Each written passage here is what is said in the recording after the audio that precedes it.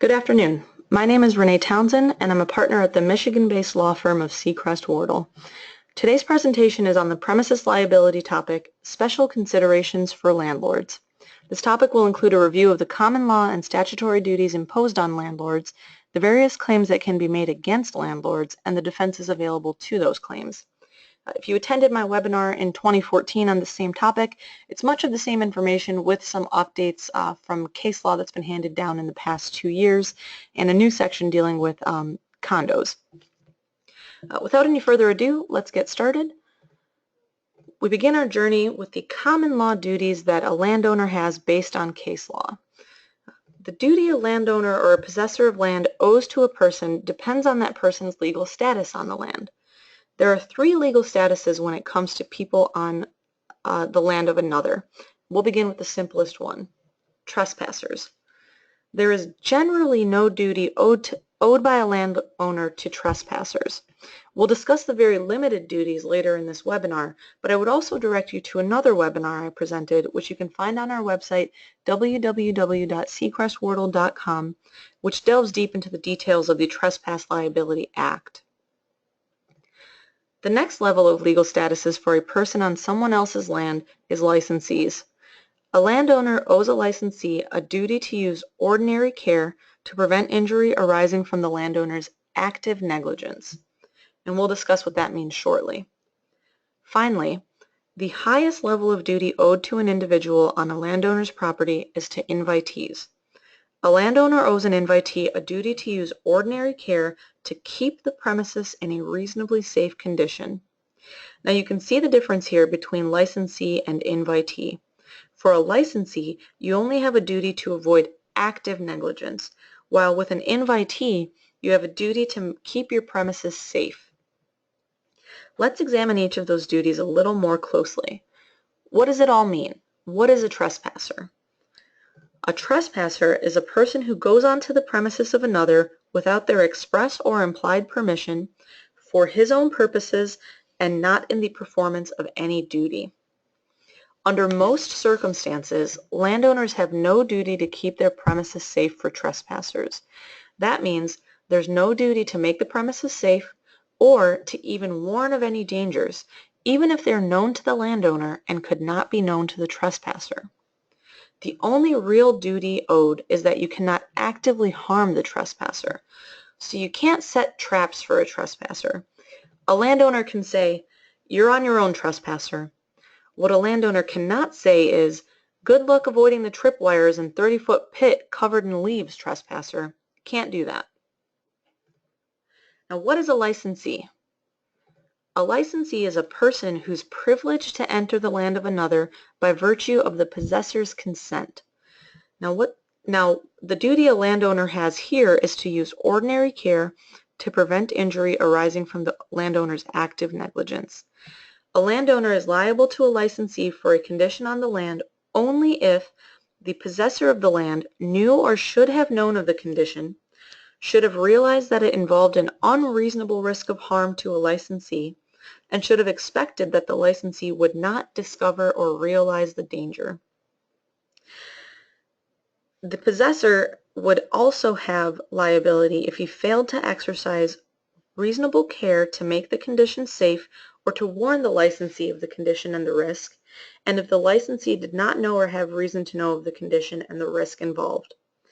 There is no duty to inspect or warn except for concealed or hidden dangers which the possessor actually knows about. You should also note that when children are involved, a special rule imposing a higher degree of care may apply. I call this the dumb kids rule, though that's not the official title. What the dumb kids rule basically says is that a landowner is required to take into consideration that a child's ability to appreciate the full extent of the risk is different from that of an adult. Now, what is an invitee? An invitee is a person who can reasonably said to confer a business, commercial, monetary, or other tangible benefit to the owner of the land. Landlords have the highest duty of care to invitees. Generally, a landlord is required to exercise ordinary care and prudence to keep the premises in a reasonably safe condition. Landlords are also required to maintain the premises, inspect the premises for any hazards, and warn an invitee of any hazards. So those are the basics of what you need to know about the duties owed by a landowner to a person who comes onto their land. But the term landowner itself is kind of misleading because a landowner is not the only person who may be liable in a premises liability case. The real issue is possession and control of the subject property. Normally, the only proper defendant in a premises liability case is the entity that had possession and control over the property. So ownership is not dispositive, legal title is not dispositive, and liability depends on the actual possession and exercise of control over the property. Now I'm going to drop a little knowledge bomb on you. You'll see a little bomb icon. For a landlord, ownership of the land keeps the landlord liable. Ownership of the land keeps you liable even if you've relinquished possession and control to another party, such as a management company. However, the entity currently in possession and control of the property also has duties owed to the plaintiff, so that management company can be sued right along with the landlord. Now that we've addressed the common law duties of property owners in general and landlords specifically, we can discuss the specific statutory duties imposed on landlords in Michigan. The Landlord-Tenant Act can be found at MCL 554.139 and the subsequent statutes. That's what et sec means. The plain language of MCL 554.139 states that a landlord has a duty to keep the premises and all common areas fit for the use intended by the parties, and to keep the premises in reasonable repair during the term of the lease, and to comply with the applicable health and safety laws of the state and local unit of government where the premises is located.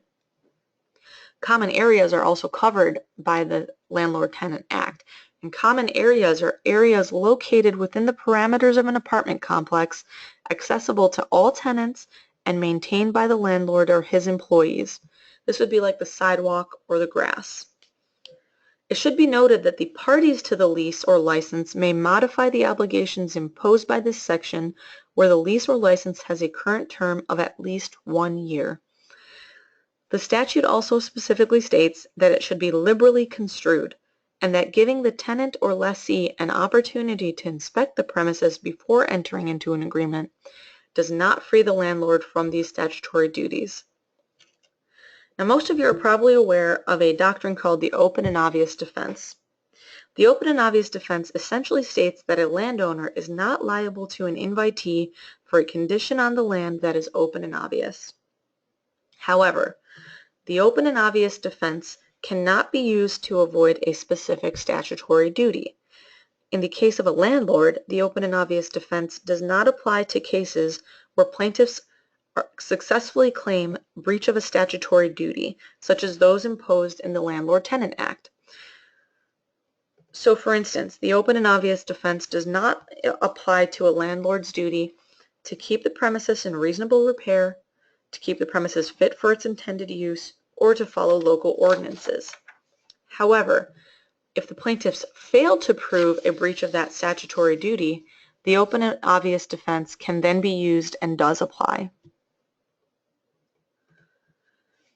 I want to make a couple of quick specific points relative to the statutory duties of landlords and the open and obvious doctrine. These are specific exceptions. The Michigan Supreme Court has held that the duties imposed by the Landlord-Tenant Act exist only between the contracting parties, being the landlord and the tenant. Therefore, the statutory duties do not apply to anyone who's not on the lease, and they do not apply to social guests of the license or the lessee. What this means is that a social guest cannot claim, for instance, that the landlord failed to keep the subject premises in reasonable repair to avoid the open and obvious defense. The open and obvious defense will apply to that social guest. The question may arise of whether a landlord owes the statutory duties that we discussed above as related to a fixture on the property. What are fixtures? The term fixtures generally means any personal property that is affixed to the real property. This is hard to define, but perhaps the clearest answer was offered by Professor Steve Nippenberg of the University of Oklahoma College of Law. He said, "You take the world, you shake it, and everything that doesn't fall off is a fixture."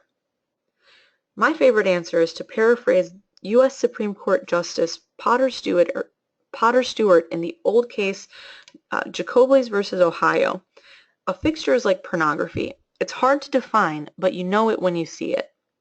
Some samples of possible fixtures include anything from furnaces, sinks, countertops, solar panels, wind turbines. A landlord generally does not owe those statutory duties in the Landlord-Tenant Act relative to claims involving fixtures.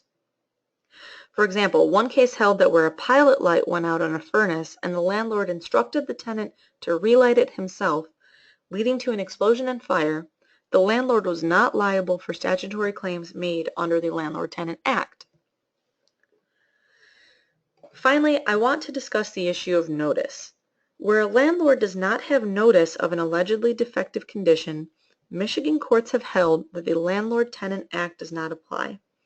For example, in one case, a plaintiff attempted to close a sliding glass door, but it would not close properly. The plaintiff pushed on the door with both hands in an attempt to close it completely. In doing so, his right hand slipped and went through the glass pane in the door, and he sustained serious injury. The plaintiff asserted a breach of the statutory duties under the Landlord-Tenant Act. The court held that because the landlord was not on notice of the allegedly defective condition, being the defective door, neither statute applied. This same principle applies most frequently in Michigan in snow and ice cases. In case you're unaware, Michigan winters sometimes produce snow and ice, and sometimes Michigan winters dump ungodly amounts of snow and ice on Michigan residents who question why they have chosen to live their one life on this earth in a state that is a frozen tundra for 5 months out of the year. That aside, the Michigan Court of Appeals has repeatedly held that a landlord must have had actual or constructive notice of the existence of the alleged icy or snowy condition to trigger a duty to diminish the hazard. Absent some evidence that the icy condition had existed for any length of time sufficient that the landlord should have known about it, or that the landlord actually knew about it, there's no basis for liability against the landlord. So if there are indicia of a potentially hazardous condition, such as the fact that it was snowing at the time of the fall, temperatures were below freezing, or there's snow on the ground, or other conditions which would alert somebody that there would be ice on the ground, there's really no way that to avoid the open and obvious doctrine. However, notice is not the only hurdle that plaintiffs must overcome in a snow and ice case. Michigan courts have held that a landowner can still be liable for an open and obvious condition on the land where that condition has some special aspect. A special aspect can be a condition which created an unreasonable risk of harm to the plaintiff or a condition that was effectively unavoidable by the plaintiff. The touchstone of the special aspects analysis is that the condition must be characterized by its unreasonable risk of harm. So an unreasonably dangerous hazard must be just that. Not just a dangerous hazard, but one that is unreasonably so. And it must be more than theoretically or retrospectively dangerous. Similarly, an effectively unavoidable condition must be an inherently dangerous hazard that a person is inescapably required to confront under the circumstances. However, it is not a landlord's duty to guarantee that ice never forms anywhere on its property. As long as you provide a reasonable means of ingress and egress, meaning to clear your walkways and sidewalks, you've met your duty under the common law. If Grandma Josephine wants to walk on unsalted and unplowed snowbanks, she does so at her own risk. All premises owners in Michigan have these same duties and protections with regard to snow and ice. However, landlords in particular have additional statutory duties under the Landlord-Tenant Act, as we discussed earlier. So a landlord has a duty to keep the premises in reasonable repair and fit for its intended use and purpose. However, there are certain rules to keep in mind when it comes to snow and ice and landlords. These stem from both statutory duties and the application of those duties to the common law. The Michigan Supreme Court has held that parking lots and sidewalks in a leased residential area are common areas under MCL 554.139, paren 1, paren A. The natural accumulation of snow and ice is subject to the lessor's duty, but a plaintiff must show that the area was not fit for the intended use under that section of the statute, which provides that the lessor has a duty to keep the common areas fit for the use intended. The landlord's duty in this regard concerning the accumulation of snow and ice is to keep the entrance and exit from the lot clear, to make sure that the vehicles can access parking spots, and that the tenants have reasonable access to their parked vehicles. There have been cases in which a tenant has alleged to have slipped and fallen on ice in a parking lot, only to have that case dismissed because evidence was presented that other people were able to walk and drive through the parking lot without falling. The courts have held that to be evidence that the parking lot was fit for its intended use. But the natural accumulation of snow and ice is not subject to the lessor's duty established in the Landlord-Tenant Act in MCL 554.139 paren 1 paren B, which concerns damage to the property and the landlord's requirement to repair the damage. The accumulation of snow and ice does not constitute a defect in the property, and therefore the lessor would have no duty under subsection 1B with regard to snow and ice, except to the extent that such snow and ice cause damage to the property. A final note on snow and ice. If you're a landlord who's renting out a standalone house, you can draft a lease that puts the responsibility for snow and ice and other maintenance onto the renter. This eliminates the statutory and common law duties of snow and ice maintenance that would normally be imposed on the landlord. That then becomes the tenant's problem. Well, it's finally beautiful in Michigan, so I don't want to talk about snow anymore. With Michigan summers, the snow goes away, the maple trees come alive, the lakes warm up, and the spiders come out. So the question is, what duty does a landlord have with regard to bug infestations? And the answer is none, really. Unless the plaintiff can prove that there was damage to the premises that was caused by the spiders or contributing to the presence of spiders, it cannot be established the landlord failed to keep the premises reasonably repaired as required by MCL 554.139 paren 1 paren B. A big issue recently has been bed bugs, which follows that same line of reasoning. Unless the plaintiff can prove that the landlord did anything that would have contributed to the bed bug presence, liability cannot be established. Another issue that comes up a lot is dogs, and pit bulls in particular. Michigan courts have rejected the argument that property owners should be strictly liable for attacks by their tenants' dogs.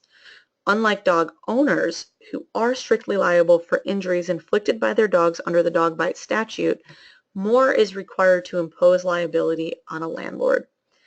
A landlord is liable for injuries caused by the attack of a tenant's dog only where the landlord has actual knowledge of the dangerous propensities of the dog and where the landlord, having that knowledge, nevertheless leased the premises to the dog's owner or, by the terms of the lease, had the power to control the harboring of a dog by the tenant and neglected to exercise that power. So in short, these cases often turn upon whether the landlord knew that the dog had exhibited dangerous propensities before the incident. With pit bulls in particular, it has been argued that a landlord should held to have known about a pit bull's dangerous propensities just because of the supposed violent nature of that particular breed. However, the point remains the same. The landlords must have known about that particular dog's dangerous propensities and not just about the danger of a breed in general. Even where a lease sets forth rules and regulations about keeping pets in a rented property, the landlord has no duty unless he knows about the dangerous propensities of the dog. Though spiders and pit bulls may be scary to some, the issue of criminal activity is another concern for landlords. Michigan courts have held that a landlord owes a duty both to tenants and their guests to take reasonable measures in response to an ongoing crime that takes place on the premises. This generally means calling the police. Landlords are not expected to fight crime themselves. The Supreme Court has also held that landlords have no duty to respond to criminal activity within rental units. A landlord's duty arises only when the triggering conduct occurs in those areas under the landlord's control. And again, that generally just means you need to call the police. A final couple quick notes before we wrap up. What about condos? Well, condominiums, condominium owners, and condominium associations are not covered by the Landlord-Tenant Act because there is no landlord-tenant relationship and no lease involved. For example, a recent Michigan Court of Appeals case, Francescuti versus Fox Chase Condo Association, involved a claim by a condo owner against a condo association for an alleged defect in the common area on the property. The Michigan Court of Appeals held that even the common areas are not subject to any duty under the Landlord-Tenant Act because they're not covered by a lease. Instead, premises liability cases involving condos are governed by the Condominium Act and the duties and obligations set forth in the master plan for the condo association.